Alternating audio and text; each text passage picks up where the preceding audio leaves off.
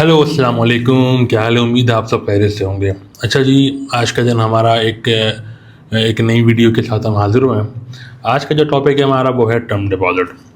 अच्छा, बहुत से लोगों को पता है टर्म डिपॉज़िट क्या है, जो बैंक के साथ रेगुलर कनेक्ट है। बहुत से लोगों को नहीं पता टर्म डिपॉज़िट क्या है। बहुत से ऐसे लोग हैं जिनको सेविंग अकाउंट और टर्म डिपॉज़िट के बीच का फ़र्क नहीं पता।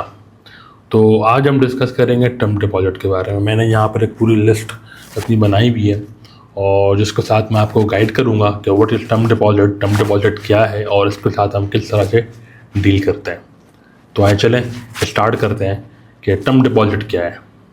अच्छा जी, टर्म डिपॉज़िट क्या है। टर्म डिपॉज़िट एक ऐसी बैंक की प्रोडक्ट है जहाँ पर आप अपने पैसे को फिक्स डिपॉज़िट पर रखना है। टर्म डिपॉज़िट को फिक्स डिपॉज़िट भी कहा जाता है। बहुत से ओल्ड स्कूल थॉट के अंदर जो है वो fix deposit term deposit same थे। आज हम इसको थोड़ा इम्प्रोवाइज़ करके हमने टर्म डिपॉज़िट कर दिया, जिसको हम TDR भी बोलते हैं। ठीक है। अच्छा, ये क्या होता है, इसकी ड्यूरेशन क्या होती है। ये होती है 1 माह, 3 माह, 6 माह, 1 साल, 2 साल, 3 साल, 5 साल।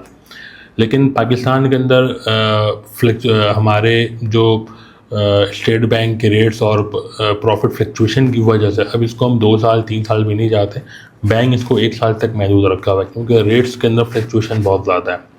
तो इसलिए टर्म डिपॉजिट ये होता है कि इसके अंदर हम 1 साल तक अपने पैसों को फिक्स रखते हैं और ये हमें प्रॉफिट देता है। अच्छा, ये जो टर्म डिपॉजिट के अंदर जो प्रॉफिट मिलता है आपको, ये बनिस्बत सेविंग अकाउंट से ज़्यादा मिलता है। क्यों? क्योंकि इसके अंदर आपके पैसे फिक्स रहते हैं। आप जब चाहे अपने पैसों को विड्रॉ नहीं कर सकते। पैसे विड्रॉ करने के लिए आपको बैंक को बताना पड़ता है 1 दिन पहले, 2 दिन पहले। फिर बैंक उसको प्रोसेस करता है और फिर बैक एंड से वो पैसे विड्रॉल लगते हैं उसके। अच्छा, इसके अंदर नुकसानात भी हैं और कुछ फ़ायदे भी। फ़ायदे ये हैं कि इसमें आपको रेट्स सबसे बेहतर मिलते हैं। विड्रॉल के वक्त नुकसान क्या है? अर्ली विड्रॉल का मतलब ये होता है कि आपने 1 साल का टेन्योर फिक्स किया बैंक के साथ और अब आपने 2 महीने 6 महीने में आप कह रहे हैं मुझे पैसों की रिक्वायरमेंट है और मैंने पैसे विड्रॉ करना है। तो उसके अंदर क्या मामला आता है? उसके अंदर ये मामला आता है कि बैंक का जो करंट रेट चल रहा होगा, अगर आपने पैसे बुक कराए हैं फॉर एग्जांपल 12% पे और आज 6 महीने बाद बैंक का रेट चल रहा है 9%, तो बैंक क्या करेगा, आपके पिछले 6 महीने के डिपॉजिट्स के जो भी रेट्स हैं उसको फिर 9% से कैलकुलेट कर देगा। और कैलकुलेट करने के बाद अगर आपने पैसे ज़्यादा लिए हैं बैंक से तो बैंक आपके प्रिंसिपल में से उसको डिडक्ट कर लेगा, वरना अगर आपने कम लिए हैं तो फिर आपको बैंक जो है वो आपके जो पैसे वो वापस कर देगा विद प्रॉफिट। लेकिन मोस्टली ऐसा ही होता है कि रेट आपके जो है वो कम हो रहे होते हैं पाकिस्तान के अंदर, तो बैंक अपने आपके प्रिंसिपल में से बैंक अपना जो प्रॉफिट है जो आपको मैक्सिमाइज़ करके दे रहा होता है वो बैंक इसको डिडक्ट कर लेता है। अच्छा, इसके फीचर्स क्या हैं? इसके कुछ ख़ास फीचर्स हैं जो आए हम इसको हम देखते हैं। फिक्स टेन्योर 1 महीने से लेकर 5 साल से ज़्यादा। गारंटीड प्रॉफिट, मार्केट ऊपर नीचे हो आपका रिटर्न फिक्स रहता है। नॉर्मली मैच्योरिटी से पहले पैसे नहीं निकाल सकते, निकालने पर पेनल्टी लगती है, जैसा कि मैंने आपको कहा और मैंने आपको बताया कि पेनल्टी किस सूरत पे लगती है और क्या होता है। सेविंग अकाउंट के मुकाबले में हायर रिटर्न मिलता है। ये भी मैंने आपसे डिस्कस किया कि सेविंग अकाउंट के अंदर आपके इसके अंदर रिटर्न हायर होता है। मतलब अगर सेविंग अकाउंट के अंदर 9% मिल रहा है तो यहाँ पर आपको 11, 11.5, 12 जो एज़ पर मार्केट है, जो एज़ पर रेट है उसके अकॉर्डिंगली आपको मिल रहा होता है।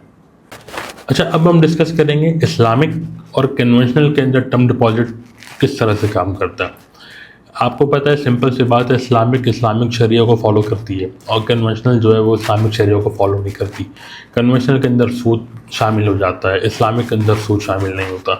इस्लामिक के अंदर जो है वो आपका जो प्रॉफिट है वो हलाल रिसोर्स से आ रहा होता है। कन्वेंशनल के अंदर उसके अंदर सूद शामिल हो जाता है और सूद का आपको पता है कि वो अल्लाह और उसके रसूल तक जाएंगे। लेकिन हम इस बहस में नहीं जा रहे, ये एक अलग मामला आता है और एक अलग मामला आता है। आप ये देखें कि इसमें फ़र्क क्या है, आपको किस तरफ जाना चाहिए। तो पहले हम देखते हैं कन्वेंशनल बैंकिंग क्या कहती है। अच्छा जी, कन्वेंशनल बैंकिंग क्या होती है? इंटरेस्ट बेस होती है।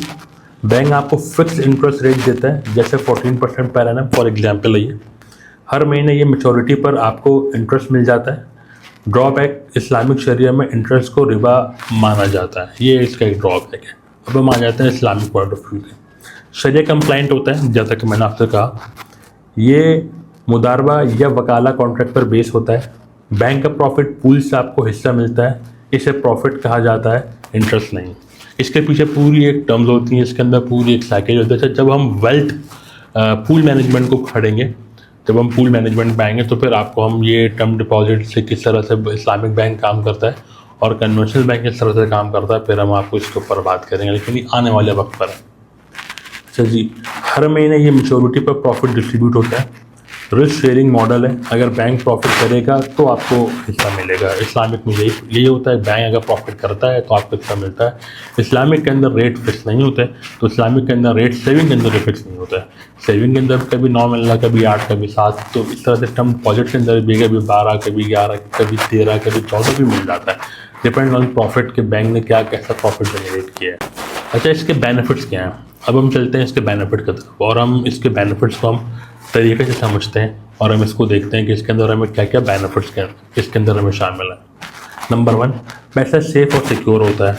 जैसा कि आपको पता है पैसा आपका कहीं नहीं जाता, सेफ़ और सिक्योर है, क्योंकि आपको प्रॉफिट बहुत मिनिमाइज मिल रहा होता है। जो मार्केट वहाँ पर स्टॉक मार्केट के अंदर या मैच्योर वो होता है स्टॉक फंड्स के अंदर आप पैसा लगा रहे होते हैं, तो वहाँ पे पैसे थोड़े से रिस्क पे रहते हैं। ये पैसा आपका सेफ एंड सिक्योर रहता है। Number 2, guaranteed expected return. आपके जो रिटर्न होते हैं वो आपको गारंटीड होते हैं और एक्सपेक्टेड होते हैं। नंबर 3, शॉर्ट टर्म और लॉन्ग टर्म दोनों ऑप्शन अवेलेबल हैं। टर्म डिपॉजिट के अंदर जैसे कि आपको कहा 1 महीना, 3 महीने, 6 महीना, साल, शॉर्ट टर्म और लॉन्ग टर्म दोनों इसके अंदर ऑप्शन अवेलेबल है। शॉर्ट टर्म के अंदर आपके प्रॉफिट रेट कम मिलते हैं, लॉन्ग टर्म के अंदर आपको प्रॉफिट रेट ज़्यादा मिलता है, क्योंकि जब लॉन्ग टर्म के अंदर आप पैसा रखते हैं तो बैंक आपके पैसों पे ज़्यादा प्रॉफिट अर्न कर रहा होता है। बैंक आपके प्रॉफिट पे ज़्यादा अपना आपको ईजिली आपके फंड से बेनिफिट ले रहा होता है और आपको प्रॉफिट दे रहा होता है। अच्छा जी, ये रिटायरमेंट प्लानिंग और आपके बच्चों के एजुकेशन और लॉन्ग टर्म बेनिफिट्स के लिए काफ़ी ज़्यादा सेफ़ हैं। लोग ज़्यादातर टर्म डिपॉजिट को इसलिए रखते हैं कि ये इनकी रिटायरमेंट की प्लानिंग होती हैं, ताकि ये पैसे वहाँ जाएँ और उनको एक ऐसे अमाउंट जो उनको फाइनेंशियल नीड्स पूरे करने में काफ़ी हेल्प आउट कर रही होती है, तो ये इसलिए भी होती है। फिर हम चलते हैं इसके ड्रॉबैक्स। इसके ड्रॉबैक्स क्या हैं, मतलब इसके क्या क्या चीज़ें ऐसी हैं जो इसके लिए ड्रॉबैक्स हैं इसके, हम इसको भी देखते हैं। लिक्विडिटी इशू, मैच्योरिटी से पहले पैसा निकालने पर पेनल्टी। जब आप लिक्विडिटी, वैसा मैंने आपसे पहले भी डिस्कस किया, अगर आप मैच्योरिटी से पहले पैसा निकालेंगे तो उस पर आपको पेनल्टी हिट होगी। फिक्स रिटर्न, स्टॉक मार्केट जैसा ग्रोथ पोटेंशियल नहीं। फिक्स रिटर्न है, स्टॉक मार्केट की तरह इसकी जो ग्रोथ है वो पोटेंशियल नहीं है, क्योंकि स्टॉक मार्केट के अंदर हाई रिस्क हाई प्रॉफिट होता है, जिसमें रिस्क भी होता है और प्रॉफिट भी ज़्यादा होता है। ये एक सेफ इन्वेस्टमेंट है जहाँ पे रिस्क नहीं होता इतना ज़्यादा, लो रिस्क होता है और प्रॉफिट भी आप लो मिलता है।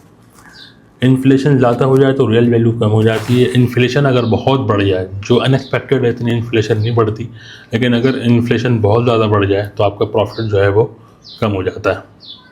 अच्छा, फॉर एग्जांपल जैसे कि आपने 10 लाख रुपए रखे हैं तो कन्वेंशनल बैंक 14% के हिसाब से 1,40,000 आपको पे कर देगा, लेकिन इस्लामिक बैंक के अंदर 12-13% एज पर डिपेंड जो भी उनका प्रॉफिट होता है, या कभी बैंक ज़्यादा भी दे सकता है, लेकिन कन्वेंशनल से ज़्यादा नहीं दे सकता, क्योंकि कन्वेंशनल टोटल बेस काम कर रहा होता है, इस्लामिक शरीय बेस काम कर रहा होता है, तो उसमें प्रॉफिट कम हो रही होती है, क्योंकि वो ऐसी बिजनेस पे इन्वेस्टमेंट नहीं करता जो हलाल ना हो। ये भी एक बड़ा कॉमन फैक्टर है।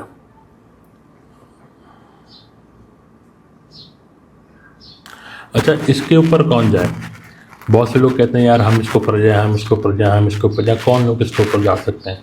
तो आज चले मैंने कुछ पॉइंट्स निकाले में कि who can go for it. ठीक है, कौन इसके ऊपर जा सकता है? तो जो लोग सेफ़ और रिस्क फ्री इनकम चाहते हैं, जो लोग चाहते हैं, जो रिस्क लेना नहीं चाहते बिल्कुल, जो लोग चाहते हैं कि हम बिल्कुल सेफ़ और रिस्क फ्री इनकम रखें, वो इस पर जा सकते हैं। रिटायर्ड लोग या सैलरी अर्नर जो पैसिव इनकम बनाना चाहते हैं, रिटायर्ड लोग या पैसिव इनकम, सैलरी वाले लोग या रिटायरमेंट वाले लोग जो रिटायर हो चुके हैं, जिनको पेंशन नहीं मिलती, वो इस पर जाएँ। अपने जो भी इनके आपको फंड मिलते हैं रिटायरमेंट के बाद, वो पैसे बैंक में रखें और उसके बाद उसका प्रॉफिट लें हर महीना, और वो इस पर जा सकते हैं। अच्छा, पेरेंट जो अपने बच्चों के एजुकेशन या शादी के लिए बचत करना चाहते हैं, वो पेरेंट जो अपने बच्चों के एजुकेशन और शादी के लिए बचत करना चाहते हैं, वो जा सकते हैं, क्योंकि इसका प्रॉफिट आता है, वो रखते जाएँ, सेव करते जाएँ, एट द एंड शादी और बच्चों के एजुकेशन में काफ़ी काम आती है, काफ़ी हेल्पफुल होती है। जैसा कि हमने इस चीज़ को समझा और टर्म डिपॉजिट इस नहीं है, और इस चीज़ को हमने जाना कि क्या है टर्म डिपॉजिट, किस तरह से ये वर्क करती है। तो अगर आपको लगता है कि ये आपके लिए बेनिफिट है, आपके लिए बेनिफिशियल है और आपके लिए फ़ायदेमंद साबित हो सकता है और आपके लिए कारआमद है, तो मेरे हिसाब से go for term deposit, for your income, for your passive income, for your safe income. आज के लिए इतना ही। इंशाल्लाह आपसे फिर मुलाकात होगी हमारे अगले वीडियो में। तब तक के लिए अस्सलामु अलैकुम।